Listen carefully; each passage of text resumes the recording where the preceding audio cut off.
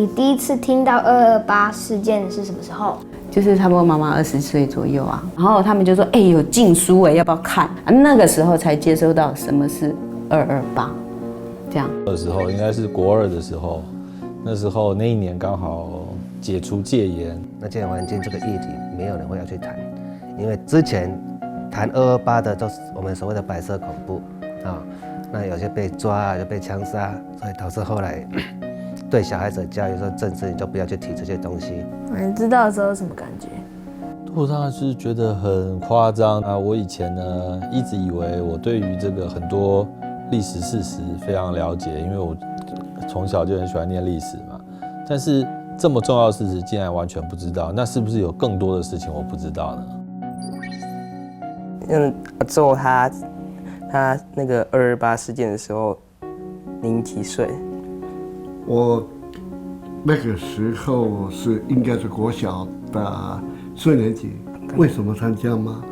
就是真的是两难的事情。我父亲没有说，你是外省人，你是本省人，啊，他都没有这样的区分。未来要救好朋友，就派人过去。本省人跟外省人到底是怎么分的？这怎么讲呢？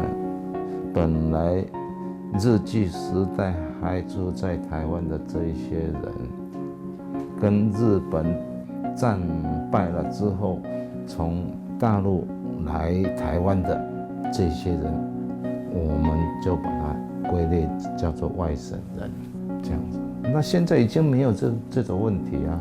你学校有教228事件吗？有啊，是一个名词啊。然后考试的时候就问你说，它是几年发生的啊？然后 A B C D 嘛，可能是36、37、38、39。那课本上学历史不是都是什么5WEH 吗？为什么在哪里？然后导火线，然后怎么样怎样怎样，它就条列式的下来嘛。那你在别的地方看到的228跟课本看到的228是完全不一样的，感觉不一样，有温度的历史。我们都知道228有受害者，然后受害者是一个群体。但是你没有那个温度，但是当你去接触到说这个地方、那个地方，或者是那个地方不同的人、不同的时间发生的不同的故事，才会发现这件事情是真正存在，而且会让人非常非常难过的。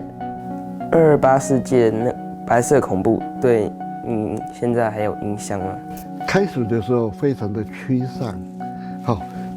大家都只是匪谍的孩子哈，不只是我，尤其是在国小念书的我的弟弟妹妹，老师都讲说你是匪谍的儿子哈，心里非常非常的害怕啊。不过这个反过来讲，正面的能量给我了，我就是很认真的读书啊。后来师范学校也是自己考的，不是保送的。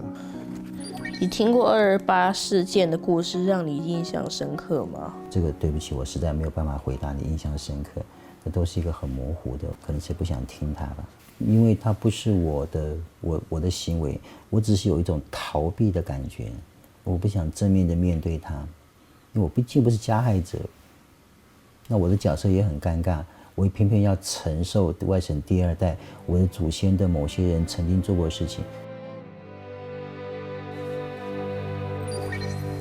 为什么要纪念228？纪念228就是要大家知道说，以前很多精英为了这个就是无缘无故被那个枪杀，大家就争取要这一天要做一个纪念日，要得到那个228的纪念日也很不简单，大家很辛苦才有今天这个228的纪念日。所以以前没有228纪念日。10几年、20年前有的吧，在之前当然没有了。10月的那时候有10月10号，是什么？双十节。10月31号。万圣节。10月31号是先总统蒋公诞辰纪念日。哈？先总统蒋公。先总统是谁？那你觉得我们年轻人有需要了解这段历史吗？我觉得知道说曾经台湾发生过，因为毕竟的话，它是国民政府迁台之后的话，一个历史上最大的一个事件，所以你应该要知道。可是其实我觉得你要问我什么感想，我想哦那些人很可怜，我觉得他们很就是真的很无辜嘛，然后也是一个时代下的悲剧。可是其实像我其实觉得我对他感触真的没有那么深，毕竟他离我年代很远。你能够知道所有这件事情，然后是一个时代的不幸，我觉得就足够了。让大家知道曾经有过这样的事情，这样的话，互相之间的谅解可能会更好。